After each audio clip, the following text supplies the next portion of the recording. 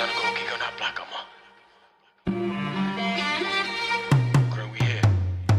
in the spot, yeah, I think I'm the man. I be dripped in designer, got racks in my pants. The way that she talking, I think she a fan. Girl, cut the small talk, make it clap for these bands. Babe, I'm a demon, don't care about your man. We could get on the flight in the sand, catch a tan. Keep me a gun, but I'm good with my hands. If you push for me, then your ass getting bland. Slow down, little boo, girl, you know I can't choose. See, you came with a friend, so I'm fucking her too. Play with the guys, you end up on the news. I might lose on my screws like you stepped on my shoes. Free up G Bando, can't wait till he loose. If you play, you a fool, black boy JB, he go against me, I don't think I could lose. Been on the ground selling weed up in school. I had a real bad, I was down on my ass. Wasn't getting no bread, I was too thirsty to blast. Oh, that's the option we got on his ass, so he thought it was dead, he ain't getting no pass. Now I pull up in the foreign, my passy a foreign, she clutching, I don't need a stash. I'm running red lights and I'm swerving, there's Toga behind me, I'm hitting the floor with the gas. Walk in the spot, I don't pass off, they don't search me, they know that I got it. Wrestle a bag, got it all in 4 pockets. Hammer go blast, but I reach while you watch. She shaking her ass while I'm tossing this cash. Got a glove in the boat while she dance with me top. I gotta move smart, always 2 steps ahead in the club, moving tack. I got in with my knockers.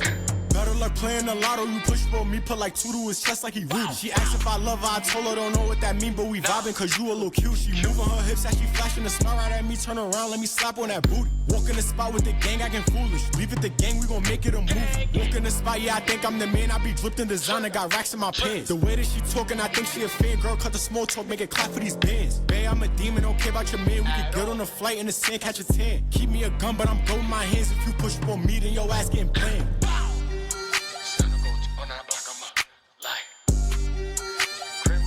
Welcome to the Grammy, nigga.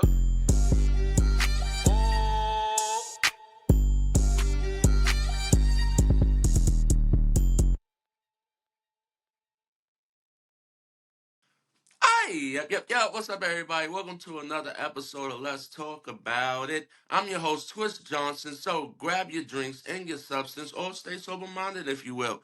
And if you're feeling the vibe, like, share, and subscribe. Don't forget to follow me on Instagram at TwistJohnson_. That's TWISTJOHNSON_.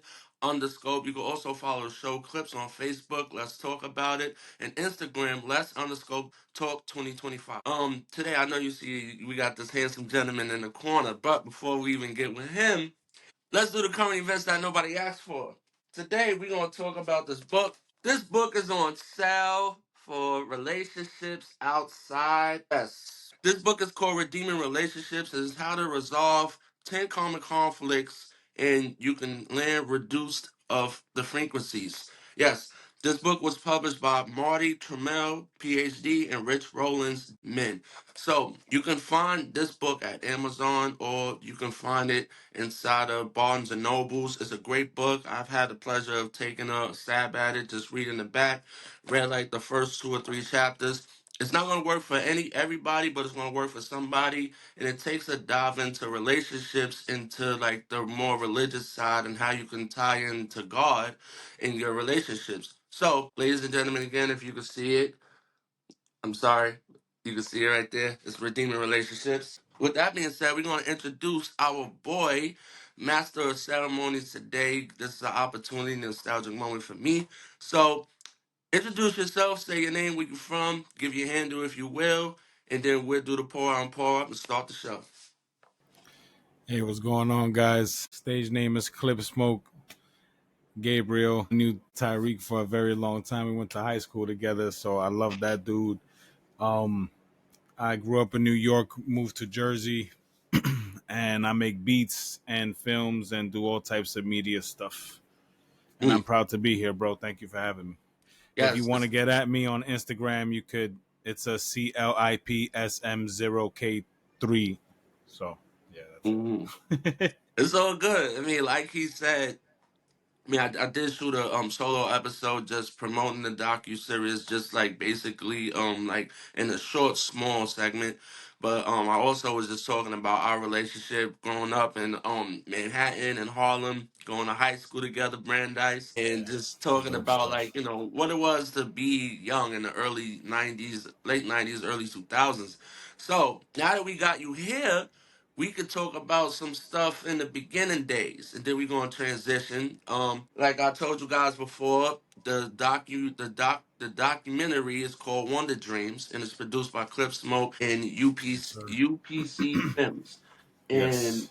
it takes a journey of this far of what it looks like for Clip as a producer, an artist, a creator, content creator, and it dives deep into interviews and like content and people are having conversations of what it is to rub elbows with this gentleman. Yeah. I had the pleasure of meeting Gabriel Rivera.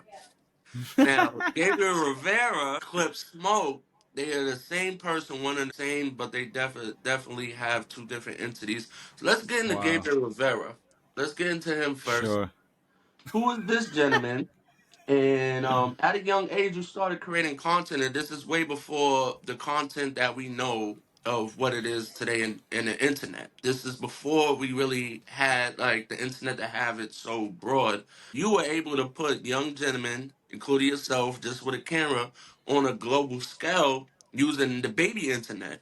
So you started this journey called SAK, and Yeah. I let the fans, the supporters know that it was stupid ass kids. What made you start that? What age did you start it? And tell me like where your headspace was when you thought about that.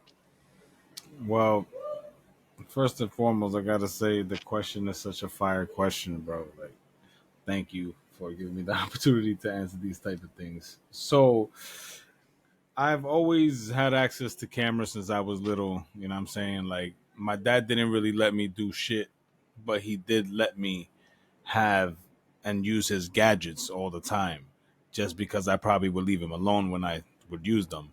Hmm. So I started filming stupid things since I was young because I was bored. I was, the imagination when you're a kid is crazy. And I was just being a kid, really. And I was funny. I made people laugh, but, also pissed a lot of people off at the same time. Of course, being honest, the MTV, I was young and that shit was a big influence for me. Like, I remember like all this shit that you see going on now in YouTube and stuff like that that's like really viral. It Right. kind of they used to do that like through MTV pre-film segments and stuff like that, and Hmm. there used to be a lot of live pranks going on, and I just like bothering people and hitting cameras. But the as for the sax stuff, bro, I don't know. Like I was just like wanted to have fun and didn't know where to put my energy, and me and my friends just used to go to Kmart and cause havoc with the cameras, and that's how it really started. I used to live in Staten Island, then I moved to the city and landed in Brandeis, where my brain was just on a different level because I was like developing skills and developing learning skills. I learned the music, I learned the video editing software. So I was like, I could make this a cool DVD, and I had cool ass friends like you, a few select others from over there that for some odd reason though, like listen to what I asked them to do and shit, even if it was dumb fucked up shit. Right. Right. I I did think touch on that. yeah, I think that's one of the biggest things that we were just young and people I guess wanted to fit in and shit, but I think they also saw what I was capable of. Like they saw like I wasn't even doing DVDs. I was doing something called a video CD, and people were Right. able to watch it on their DVD players. So like they probably saw that and they were like, "Wow, this is cool." But I don't know. It was really born just from word of mouth. The energy, bro. Right. Yes. It was Right. fun. Yeah. Yeah, I like mean, it's I touched on it like because, like I said, I did a mini segment like introducing yeah, it to this one. So this is part two, but part one of Gabriel Rivera and Clips yeah, Smoke. So like, yeah, I wanted to say like for me, like back in those days, this is the early 2000s. We didn't have streaming platforms. YouTube was still just coming of age. Like it was a baby, and I didn't know where you were placing the content. I just knew that it would be placed on the internet. People did listen to you, myself included. You were very persuasive in your ways, yeah. um, No, and you was a great mm, motivator at a young age. I don't want to take too much time on the sack, but it's something that I named the I named the segment that I did, um, stupid ass kids, a legacy unauthorized. This is because I felt like at that time, being young individuals, it was an outlet for us not to get in trouble, but yeah. cause some trouble in a positive way. We were just trying to have some fun. Yeah, go ahead. I could tell you the truth. If unless you want me to let you finish what you're saying. I don't mean to be rude. It's just Yeah, popped in no, my head no. right now. It's Like, you know, when you think about it's like the thing you should have said, like in the moment, this is what I'm gonna do now because this is the perfect answer. okay. Okay, the perfect answer is that I'm a computer nerd. Ever since Gabriel Rivera was a computer nerd. Okay, Okay. Gabriel Rivera sucked in school. In junior high school, he didn't get good grades. Nowhere he didn't get good grades. But Gabriel Rivera was a fucking nerd with computers and systems and things like that. So I would be on chat boards. I would be on forums at a young age, 14, 15, not doing nothing stupid, just learning, chatting with people that know about all types of technical stuff. So I came across a lot of forums and websites where there was a lot of kids my age doing the same thing with access to cameras, and they were uploading clips. Like before YouTube was a thing, there was forums and there was like community forums where people would just upload videos, and they created a contest, and it was a list of 10 to 20 things, and it was a point based system, and you would win money in the end, first place, second place, third place, and it was all stunts and pranks and stuff like that. And Mm. this was before I went to the high school and everything. So I guess that's really where all that dumb stuff stems from, because when I got to school, I kind of created the same energy that I had there, which was just a bunch of, really, to be honest, kind of degenerates getting together and just, you know. But yeah, I definitely was a very persuasive dude. Yeah, you was. You know what I mean? Yeah, you were. And I'm going to be honest with you. It's Hmm. insanity how I had that so at such a young age. I You know mean, what I'm it's saying? it's yeah, it's so long ago. I can't remember exactly the things that you would say, but like But you have a warming personality. You have an approachable character. That's just always been you, and you're funny. Like no one's probably going to see this at this moment that you're funny because you know nah. It's serious tip. just I know exactly. I know exactly how I miss those days. You know what I'm saying? Yes, I I miss feel those like days because it's like this freedom that can't be matched or whatever. right. You know what I I'm feel saying? like the finishing thought that I was gonna say before you cleared up like more in depth of where it Sorry. came from. You good? Don't worry about it. I was just gonna say like you were keeping kids from like the uptown or like the Brooklyn or Queens areas. You keeping us out of trouble in a way. Like we could have been on a block, you know, trying to like keep up with what was going on those areas and like just trying to what they call drill today or trying back then we called it juking. We probably would have been like in another situation, but coming down Yeah, to like Midtown Manhattan and just creating content for like just laughs and giggles. It kind of saved people's lives for the moment, for the minute. that's Um, dope. it did. So I never thought about it that way, but I yeah, like understand it 100%. so I was touching base on it a little bit. I did shout out to Beltron Cacho. I got to That's speak with my him yeah. like a That few months you back. Yeah, introduced me not to recently. him. You Huh? introduced me to him. You introduced me to Yeah, him. Beltron. The Beltron natural, the natural comedian. He was Beltron born to be Cacho. that. He was born to be a hilarious ass comedian. Right. He's Shout out funny to as hell. him. Shout I out to him. Yeah, I gotta get us connected again. We did speak 2 months ago, and I did tell him that I was always in connect, and I was always just like following like your journey. He's not even here anymore, but he's also a former SAC member as well. But I what was you mean he's telling not him here anymore? like he's not like in the cities. He's not in the Oh, I states. got you. I got you. I got you. My Not yeah. Let me clear that up. bad. Um, I'll try to contact him. Facebook's like the yellow pages today, but Yeah, I know. um That's crazy. when I was talking to him, he was just saying that like even on his side, there were just like it were moments to where like we were downtown with you, where instead of being in our elements, where the kids were thinking of ways instead of trying to create content to make someone laugh, they were thinking of ways to commit crimes, and Wow, like that's true though. just be delinquent. So like for me, that's how I was feeling. I touched on that. It was like you didn't know that like just the nerd in you was like keeping us from trying to portray the gangster in It's us. true though, and we wasn't even like smoking bud or nothing like that Yeah. either. Like Mm-mm. speak on that, right? We wasn't even doing none of that shit, right? Right. And I was smoking weed at the time, but I knew Yeah, that but if yeah, like that like my brother and his friends, I never hung out with them, but they smoked weed all the fucking time when I right. was young. But we Mhm. wasn't even like that on that type of shit. We really just remember we would go to Central Park a lot and For just Central fucking Park. chill and just think about dumb stuff and manifest ideas. The thing is this, right? The thing is this, like when I was that age and even before that, I just understood like the people, at least in that time, I don't know. Hmm. I felt like the people who got famous broke rules and shit like that, and they always did things that are not, normal, unorthodox stuff. Hmm. And also too, I just seen that there was a big market for shock value stuff, and people used to buy those DVDs. There was a few Right. companies doing stuff at the time. It was something called Bum Fights, right? I remember bum fights. Yeah, at the time it was Bum Fights, and it was like a bunch of things like that. Some shit called In Decline, a bunch of weird DVDs, and I was like, wow, it's not all like people getting hurt all the time, but it's like written sketches that are like dark and stuff, and it was just working.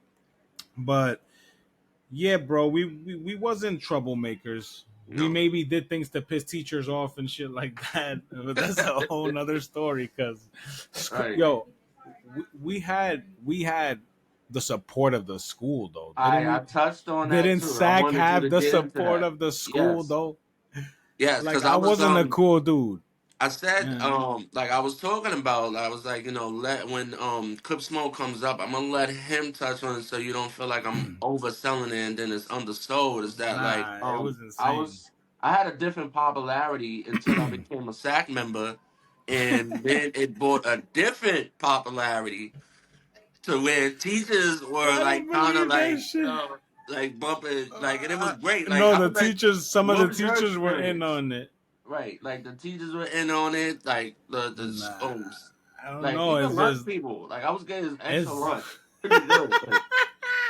Like yo, if you do that bike trick I told you to do, like yo, remember, like Nah, so nah, nah. You stupid. it definitely brought like a different light. Fame. You mentioned that. That's a key word. Um, we weren't famous, but we were kind of catching algorithm on our own right. You touched on it a little bit, because the docu series is more geared towards like what your journey is now. So SAC was a part of just like a moment in your life that shaped you into the man that you are today. Before we end the conversation of SAC, we have to touch on every situation has a departure. Either it Yeah, separates or yeah, some grace. yeah. From what I was explaining is that kids get older, kids get egos, kids fall under like the peer pressures, the separation piece, people start to think different, personalities start to collide, egos start to happen. When it came to SAC, as it started to take off, I even myself, because I said even myself was included, it was to where we were getting a little bit of popularity. We We had definitely the website. you had that Remember the website, website? the Me, website you, Beltran, and mhm, Thomas was on it. on that, Our picture and was on the front of the damn website. mhm, People were hitting that website crazy. crazy, People crazy, and it bypassed the security at the high school, so like you could just go to it without it being blocked. right. Yo, and we would have like clip of the week. You don't remember that, bro? I remember Clip of, clip of the week. I was talking about clip of the week on the other episode. I bro, was that's like, yo, you so would have like insane. the clip of the week, sack member of the week. I said you just Beautiful. threw me back, bro. You just threw me back. I But remember that was my first time feeling like important in a different way. Like I made it on TV because that was shit, that was what I wanted to do. you were hitting on a good point. Like people just grow up and mature and shit like that, and I just feel like maybe I got stuck in that shit too. Like I just wanted to do that shit forever. But you know why I wanted to do it forever? Because it's the most happiest I've ever felt in my life with Mm, my friends and with people close to me. mm, And then there was a really big issue that happened that kind of destroyed my friendships with certain Okay, people that's where I was getting at. in Like, the high what was the school. fall from Grace of Sack? You know Yeah. what I'm saying? So there was two things that happened that kind of broke the whole sack thing up because it just got carried away at one Okay. point. All right, and I don't know if you know the truth, but it has to do with some crazy shit. But just let me tell you the first part. The Okay. first part is that my original close group of friends there, um, I got arrested with one of the dudes, you know what I'm saying, with a bunch of bud or whatever. Okay. This was when it was illegal in New York, and the cops just, they could do whatever they wanted. They found you with a couple of bud bags, you know what I'm saying? So like they took us both in. Um you know how it's random in the bookings and stuff like that. They take you Yes. whatever. They took him first, and then I got stuck for 4 days because it was a weekend and a holiday. Oh yeah. And so, whatever, I went through that whole process, blah, blah, blah, got out. I went to the court. My parents were there. They cried. They thought I was going to be a drug dealer, blah, blah, blah. That wasn't me. I was just accompanying one of my friends. Anyway, I get out of there and I come to school, you know what I'm saying? And I come back and nobody's fucking talking to me.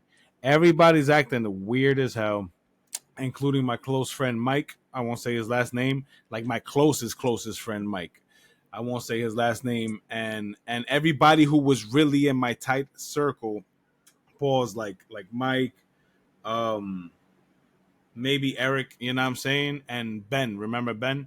I remember Ben. So all those people started acting mad strange towards me, and I was like, "What's going on?" And I was like, "This is how they treat you when you get arrested for some dumb shit." That's what I thought in my head. Then at the end of the school day, Mike came out. And I spoke to Mike outside of the school, and he said, I said, yo, what's going on? Like, I thought what the fuck is going on? Like, why did I do something wrong? And this nigga told me, and I'm sorry to say the N word. I'll rephrase that so you can edit it. No, And this dude told me that this other person named Harry, this is the one I got arrested with, that he went and told every single person that I snitched and I became an informant or something like that, and something to do with a snitching thing. Wow. And all these dudes stopped talking to me, and they stopped being friends with me, and they stopped, like, the whole spark was gone about making music and making funny ass tracks. Like, all that shit was gone after that. But it doesn't matter what I said, that it wasn't true, and then it's like, if honestly, if that was really true, I probably would be the one that left on the first day. Absolutely. Anyway, but besides that, yeah, that destroyed a lot of my close friendships. The last thing that destroyed my, I'm gonna just say this real quick because this is good material, but it's the truth. So in that whole time of me like losing my regular circle of friends and shit like that, you know what I'm saying? Like my the circle of trust or whatever. I was in search of new relationships in different situations, like to fill those voids. So I became friends with these twins, and then and really close friends with this other crowd, and we ended up shooting, you know, like a X-rated tape, a OnlyFans type tape, and you know, I don't know why. I really don't know. Like, you remember you said that persuasion thing was strong, right? Yes. I was like, what, 16, Mm-hmm. doing persuading people to do that shit. Mm-hmm. And it was totally wrong, but I was young. We all went through with that shit. You were young. I didn't put it out. The chick that agreed to do all that stuff went back and she told a few chicks that she hangs out with, and you know, that's like wildfire. That's like throwing wood in a wildfire. It's just gonna go, and it spread, and you know, it turned into a big situation that I shouldn't have, and it destroyed her. All right, it destroyed her in school. My fault. I remember the twins. My dumbass ideas destroyed. I remember the twins, and they had that fire ass older sister, right? Yeah. So and then, I remember them. It destroyed everything. And then that's it. Yeah, everything just fell apart. But people really still believe to this day that I snitched, and the it's just that kid who did that to me, right? That kid Yes. who did that to me, right? He went on with that story forever, and he took over my first circle of friends, and that's cool. Mm-hmm. Mm-hmm. That dude messaged me a few years ago, and I Yes. screen capped it. I got it in my documents. I will dig deep for that shit in the future if I ever have to. Yes. But he turned to Jesus, and he apologized for him lying about everything and him doing everything that he did to me. And he was like, talking about that I'm with the Lord and all this stuff. I don't know. Yeah, I mean that could damage a kid, especially like if you It have like happens a though. friend group. Yeah, It I feel didn't like damage me though. I was just like, damn, these niggas, they'll do right, anything just to like try to take your place or get the attention that right, they're not getting. right. I mean, for me, I didn't know that information. That's actually exclusive information. I, Looking back at it, I just knew that you were growing up. We all were growing up. Um, we got to a space to there's a lot where of stuff going on in family right. too, like that you Yeah, couldn't control. we were doing this like what 13. Some of us were still 12 because some of us were freshmen, and then all the way up to almost 16 years old. Your voice is cracking at this point. We going through puberty. We getting into chicks. Like you definitely I started mean, getting more I deep in the mean, music. listen, Yeah, listen. I didn't finish high school. Okay, all of y'all kept moving on and getting high grades. Well, not high grades, but like just passing, and I right. was just failing everything. And I didn't care as much as y'all. And I don't know why I didn't care as much, but I definitely always felt in my gut that I was gonna be something more than like what my dad wanted me to be, like go to high school, go be a doctor. That was just in my head, but he was just wishing for the best. And half of the battle is understanding those things.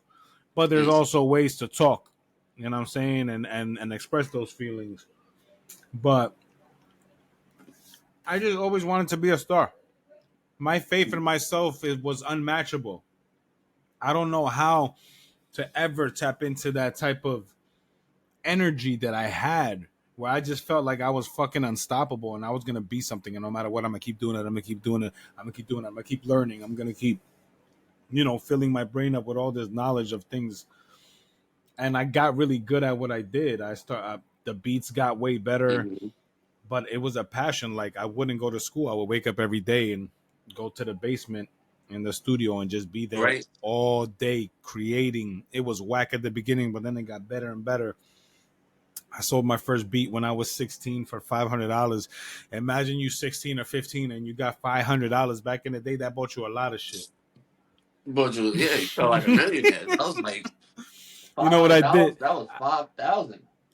Yeah, but with that money, I fucking spend it all on my first big like digital piano that connects to the computer. Right. And after that, I was able to make my own melodies, and it was over Mhm. after that. Like that's Right, I touched on that. But now if ladies and gentlemen, we're getting into that was Gabriel my Rivera. bad, my bad. Yeah, No, no, stop. This is great. This is unscripted. I'm not this even is reading the questions this is the first official interview I've ever had with real dope ass questions, bro. because it's nostalgic. I don't have any Facts, script. We're just shooting a gift because this is like a relationship that we both were on a journey to where it's like now we're here and it facts. now people can see us. So leaving SAK, we're transitioning to Clipsmoke. Um, where did that name come from? I was young and dumb, and I'm just like, yo, when in certain guns, when they like shoot it, the smoke comes out of like the barrel and the clip. You know what I'm saying? Because it goes through both ends. I was like, clip smoke, ha ha ha.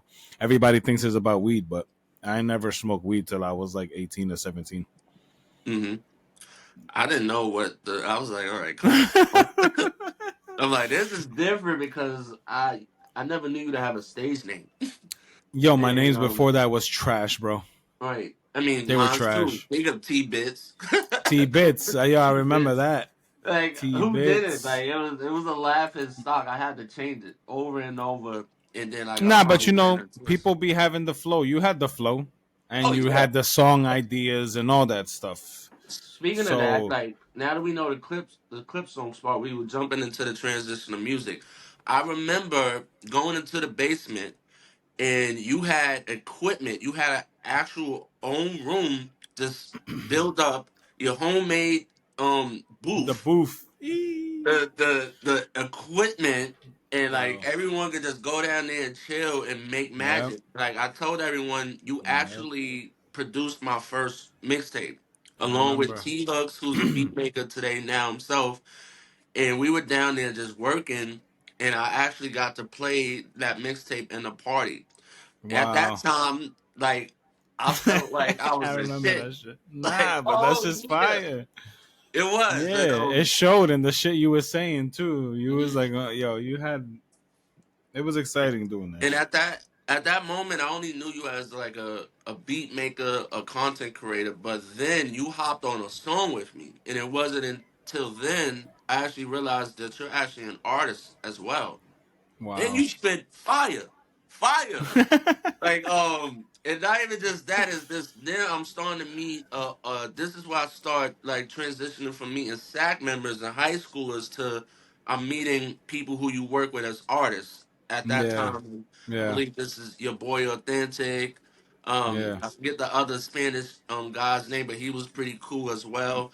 Young And June. you Young June, you were making songs with them. I remember coming in the studio one day, you guys are remixing and bring them out. I got jealous because I was like, I want, I want to be on that shit. 'Cause that's one of my favorite songs, but it's like, wasn't no room. Um, you start to take music seriously. You start to take engineering seriously. Me and you know, as life goes, everyone, you know, after high school has to figure it out. It's Yeah, when man. I started to come across and I started seeing you on competitions for beats. Yeah. And I remember showing it off like, yo, that's my boy. But then everybody who already knew you from the DVDs, like, yo, that's Gabriel. Yo, that's Gabriel. Yeah. I was excited to see it. Like, what made you get into beat battles? Yo, I gotta be honest. I gotta shout them out. Is this my producer friends supply and demand? Um, my boy Charlie Shank and Joy Scissorhands. They did a battle. Mm, And for a while, they kept telling me, you got to do a battle. And I was like, fuck that. I'm not good enough because I just didn't think that. My self esteem, yo, that's the problem. My self esteem was always fucking shitty, but my mm, ambition was high. It was a weird balance, but I always just kept going. But my self esteem was caca. mm. So, and then, they were like, it cost 500. And I was like, so whatever. I just did it. Right. I put my hard earned money together at that time when I was like 17. That's when I won my first one or six. I forgot. I think 17. $500, and I won out of like 50 producers, like first Mm, place. And then if that's not a fucking like how you call it, if that's not a like affirmation right there, like just happening in front of your face out of mm. 50, then I was like, all right, damn, I am that good. I you know felt like it was. I mean, so me being a friend and also a supporter, watching those clips, because it got to where I was actually binge watching the battles. yeah, I was not surprised because I've watched you sit in that basement. It was times that I was walking by just trying to get you to come outside. You're like, you could come in, but I'm doing this. So I already saw where it was damn, going. To me is that like I wasn't surprised. I I was just literally happy. just stood stuck in that thing though. Right. I was happy to see you do it. You were doing it for a while, so I was Yeah, wondering like what was the backstory about it. Shout out to them gentlemen who gave you that positive yeah, affirmation and that yeah, encouragement, motivation you needed because you were chewing heads off. And shout out to them guys yeah, who were part of those competitions because they had yeah. some great material itself. That's not easy to do. Nah, Um it's hell no, it's not easy to there's do. a lot of crowd. You got people judging your art. Every time I go up there, it feels like Hmm. I'm about to have a panic attack for like 2 minutes, and then it goes away when you hear the crowd reaction. That's the best part. But the beat thing, going into those beats because you make great beats. And that's not undersold, not because we friends. Like, you make great beats. You got to rub elbows with some producers that's known in the Yeah, industry. yeah, Got yeah. to work with music artists. Like, what is that feeling? Going from practicing on your friends to actually working with individuals that's in the industry. How does that feeling feel? Like, is it a warm feeling like I made it? Or is to where is that like I'm It's, still going somewhere? I mean, it's 50-50. You know what I mean? It feels great, but you can't never get complacent because the only thing about this industry, business, the music thing, a lot of things are like this, but a lot with music is like when you think you're doing enough, you're not. You know what I'm saying? Like Mm, when you think you're doing everything you can, unfortunately, you're not. So like, mm, I feel like when you're the transition from what I was doing before to now is like also too, it's great when you get dope situations that come out good. The song comes out good. The artist is cooperating. Everything is dope. I've made records with Bun B, Run DMC, people that I loved listening to growing up, and people who surprise me. They get in the booth and they be killing it. And I'm like, oh shit, they still got it. Like OD, you know what I'm saying? mhm, Um, it's it's bittersweet because it's their moments. You know what I'm saying? You're in the studio working on the stuff and you're enjoying the shit out of it. And a person like me, like almost like in my documentary that you've seen, like it's kind of like a mental health documentary as well, because you can just tell that I'm just never satisfied, and being never satisfied alters your attitude a lot mm, when you're just yeah, when you're just like constantly just wanting shit to turn out a certain way, and that's all you think about. I think that's what happened to me. So like that stopped me from getting extremely far in the industry, but it mm. has got me far enough to have credentials and stuff like that. But I think just from where I come from, it has kind of hindered my experience in the industry. But everything the industry has showed me has been fugazi. Even with people that are famous and stuff like that. Like, A lot I'll of get. people say that. A lot of Can I people. give you one example? Because Yeah, I'm of not. course. I'm not afraid to speak about it because I don't. People just shouldn't be afraid to speak about things that happen to them. Go for Like, it. so I moved to Atlanta for 3 months with one of my artists because he was about to get signed to a person named Bone Crusher. I remember Bone Crusher. Shout out to Bone. Bro, No yeah, I'm matter what you're sorry. about to say, you probably could say some shit. It But go doesn't ahead. matter. It's your story. Nah, It's your long story. story short, he sold one of my beats to another artist in New Jersey, and like behind my back, and just kept all the money for himself. I don't know how much he sold it for, but he sold him the whole beat and everything. And it's just like, you know, it's just weird practices. So like that's like a sour situation for me. And when You I said the tried to artist or Bone Crusher sold it? Bone Crusher sold it. Oh, he sold it. Oh. Yeah. He was like, "Yo, I want to make some music." We were in the studio and he was like, "Play me some shits." And then he picked like one or two beats that he really liked. And I was excited as fuck because I'm like, "Damn, I'm actually going to make a song Right, with this Bone is Bone Crusher." Crusher. And I look up to the nigga too because he's a funny ass nigga. Like he sings a song, I ain't never scared. That's a funny ass Yeah. song. It's a dope ass. Yeah, that's my type of energy. Funny shit like that. Mm-hmm. So looking up to the dude, and then um, I'm gonna get into detail real quick. Do So it. I play some beats. He picks a few. Um, they're supposed to be for him to help write songs for the artist, my artist that he was signing. You know what I'm saying? That he really liked, and he just kept doing weird shit with the songs. He was like, "Oh, this is for my song. This is gonna be a skateboard song," and he like for my son. And I was like, "That's cool." That was I didn't care about that one. I was like, "That's fine. It's your son, whatever." And Mm-hmm. then he never talked about one of the dopest beats I ever produced for a long time. Um, and I found out he sold it to somebody in New Jersey. And the only way I found out, the dude in New Jersey hit me up like, "Yo, man, thank you for that beat. That shit is fire. And I'm like, what beat? Oh man. Oh man. And he told me straight up because I knew him from somewhere, and he told me straight up like, "Oh, Bone sold it to me," and he told me how much he paid for it, and I was just like, for a dude that just moved to Atlanta, you could have gave me a little 200 or Yeah, something. I'm sure I got some PCO. But he made a nice amount of it. But besides that, he invited me to a studio to meet another platinum producer Okay. in Atlanta named L Rock. Okay. Cool ass dude. He produced for Janet Jackson, a bunch of R&B. Like, he's just a big deal. So my artist had an album with 10 songs on it. They picked about 6 songs from there, and they were like, "Yeah, we need you to replay these beats here." And I'm like, "Why? If the beats are already good?" And they were like, "We need you to record, like re-record everything, the track outs, the pianos, whatever you lay down on the beat." And I said, "Why?" And they wouldn't tell me why, but like in my head, I would flash back to when I would be reading the books, the law books on audio, you know what I mean, and stuff like that. And they basically wanted me to play out and remake the beat in the studios because they own the masters for anything that anybody plays or record in a studio. That's like the law, the music law.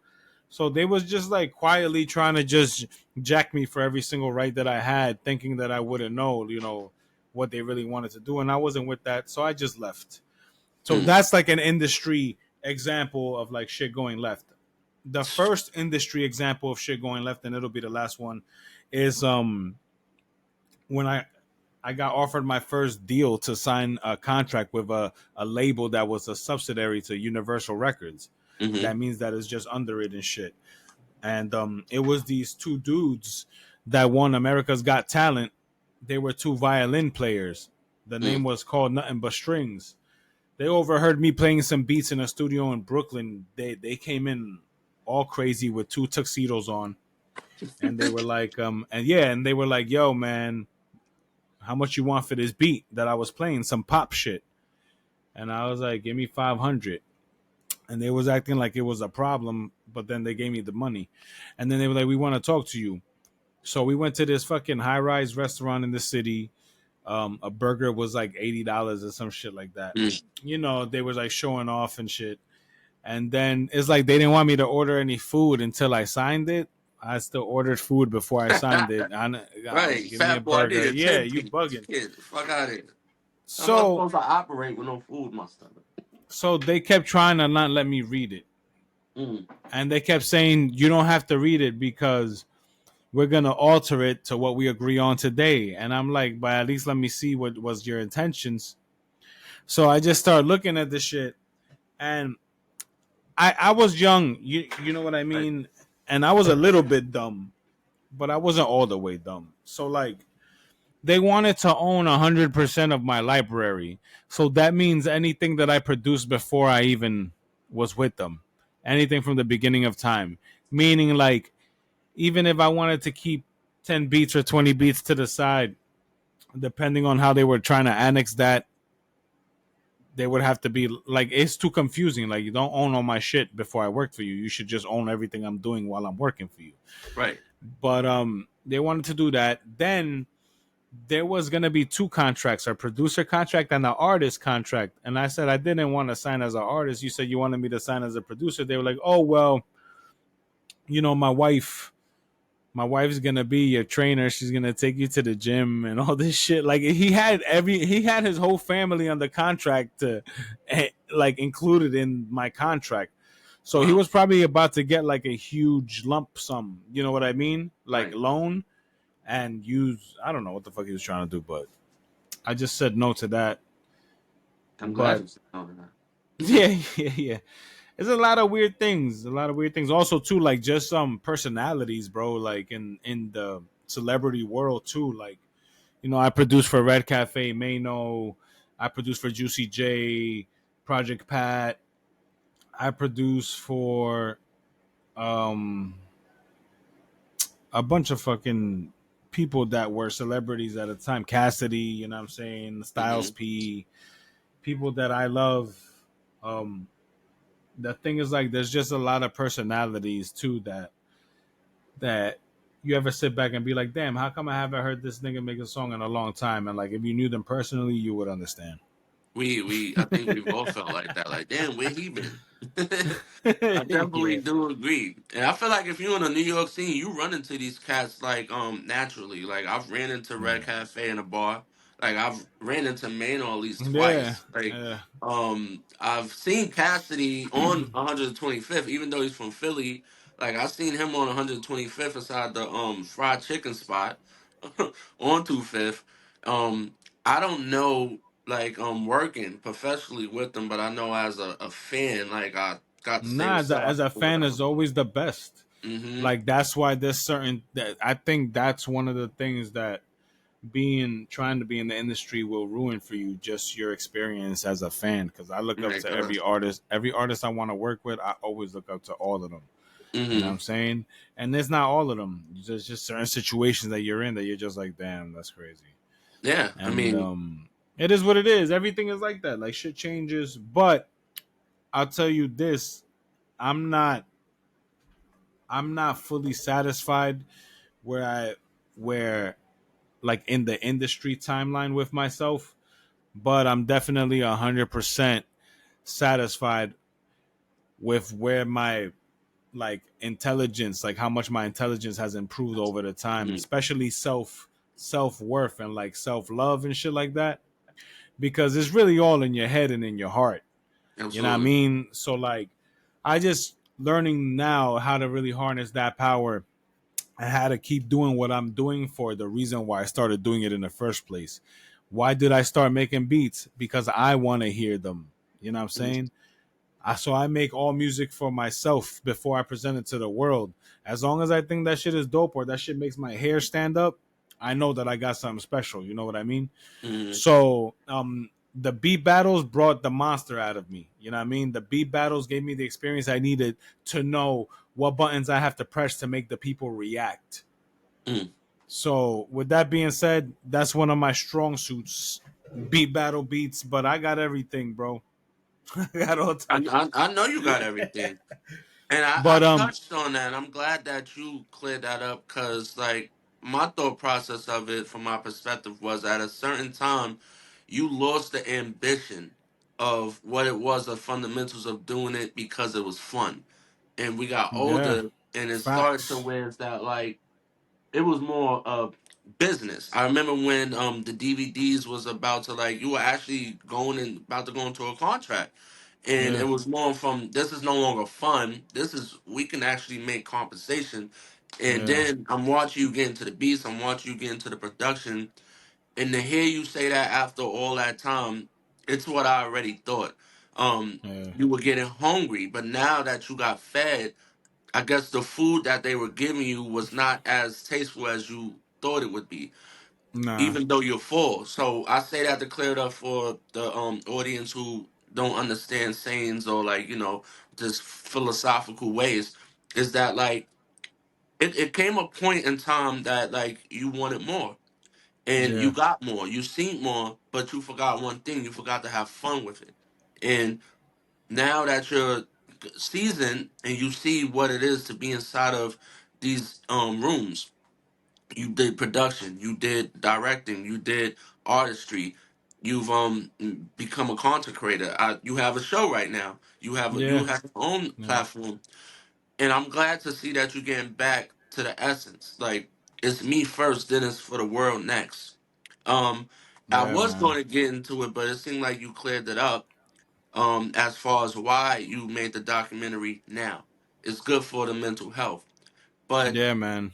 when people make documentaries, usually it's in the beginning so they can watch like the transition of where they were, and then sometimes it's to where it's that they basically out the door. Which one is it for you? Well, my ADD never let me finish that on time. Like, I started that documentary, I swear, 10 years ago or 10 or more years ago. And you can see, like, it goes in and out of it looking a little bit more modern and then looking a little bit more Hmm. old school. But I just, I wanted to complete that for myself. I rarely complete things that I want to start. Hmm. Even beats. If I make 3 beats today, Maybe I'll be lucky if one of them is completely looped, like, 3 verses and 3 hooks. Cause like I'll make the verse and the hook, but I will never completely format it so it could be ready to be heard in a 3 minute long thing, even though it's already ready to be copied and pasted. I don't know why I don't do it, but that's just me moving on and trying to start the next thing. But I lost Speaks. myself. No, that's okay. Speaking of the next thing, what is the Yeah. next thing? Because we coming to a closing. Like I don't want to hold you too long, but what is the next thing for Clipsmoke? So here's the next thing, right? Follow me on Instagram, UPC_radio. All right. We're gonna we do live shows on Instagram. We interview producers and artists and creatives alike. You know what I'm saying? We do beat battles. I have a live event that happens once a month in Brooklyn at a bar called Secret Pour. It's really dope. It's the UPC, but people go there and they cipher beats. So 10 minutes each producer, and you just hear beats. You can network, meet producers, and things like that. And that's what we got going on. We're about to open a new studio space. Shout out to my partner Larry Legend in the building. You already know what it is. He does artwork. All the artwork you see on the merch we sell, he does it. Just follow UPC_radio Mm-hmm. and on Instagram, UPC Music Group. Amen. For me, it's closer to home, but for other people who don't know you, what do you expect them to get out of this documentary? The documentary, for people who don't know me, I just want them to see somebody chasing their dreams, Mm. because it's not the same after you have kids or anything like that. I was able to do all of that because I had all the time in the world. And in a world where relationships are mad rocky, like for example, like me and my dad shit was mad rocky, but he's been giving me the opportunity to really do what I want all this whole fucking time when you really think about it. So, you learn to empathize and sympathize with people's choices and shit like that too. But Mm. for that documentary, people will watch it and be like, man, that's a guy who's chasing his dreams, and it doesn't matter how many times he fell or there were situations that knocked him down, he finds an annoying ass way to like pick himself up or something to do to pick himself up. You know what I mean? That's all. Absolutely. Because that's what I be doing, just picking myself up like everybody does, like Twist Johnson does. You feel You know what I'm me? saying? Especially when I fell off that clip in the shopping cart. Yeah. Yo, We crazy fuck. did it so backwards. But before we end this, like I want to say it was a great opportunity to actually shoot the gift with you. Like we've been friends for a few years. I know a few people who've made it to actually rub like elbows with people in the industry, and for someone that I know comes from just doing this for fun, just trying to navigate through the city. Like I'm proud of you, and I I don't know appreciate where your that. journey is gonna go, but I'm happy to see it because I know where you came from and I know what you're capable of. And I feel like just to touch on what you saying, I've always saw you start things and you get these great ideas and you execute them, but you don't see them to the end Yeah, because your mind is facts. always racing. But the thing Facts. about it is that at the end of the day, at least you learned the skill and you've grown into it. So I don't feel like it's over. I feel like the documentary is just like a testimony of what you've done this far, and you're just never satisfied. It's okay for people to be Man, like that's that out so there, true. That's and so it's damn true. okay not to be satisfied. We're not dead, you know. I think people get stuck into the idea of you gotta stay in a box to where it's like Yeah, where they say go to school, get a career. Okay, but go to school and get a career. I might start off as a doctor, but I might start to feel like, hey, I want to be a therapist. Or I might start exactly. out selling sneakers, but then I might want to just be a dentist. Like Exactly. nothing ever stays the same, especially in life.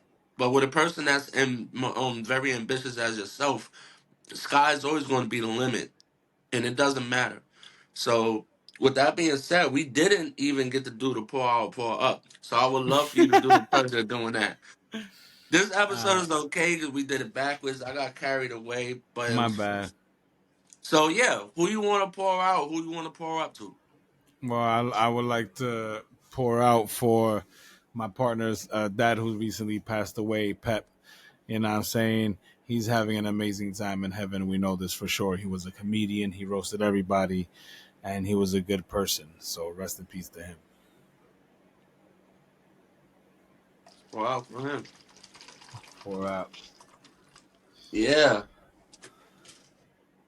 You got anything you want to say in closing before I wrap us out? I appreciate you for having me, brother. And I gotta tell you, I've been having a lot of aha moments and epiphanies lately. So I'm just gonna do this right now. I apologize if I ever was an asshole to you. I To me? Yeah. I In my mean, whole we. life. In my whole life, nigga. Nah. Don't justify nothing. Just I'm not listen, gonna bro. justify. I I had mean, an epiphany. like all friends, we've had our differences. I It's a mean, just in beautiful like, thing though. but When we okay. We've been friends all this time. Nah, of I course, forgave of you a long course. time ago. We were young, That's my but point though, you know? Like, I'll forgive you, not necessary. Nobody's responsible for anything that nobody didn't do. and I So I appreciate you. apologize for my anger and all that shit too, because I know I was annoying as fuck. You know what I mean? We But all you were, already though. We know. were.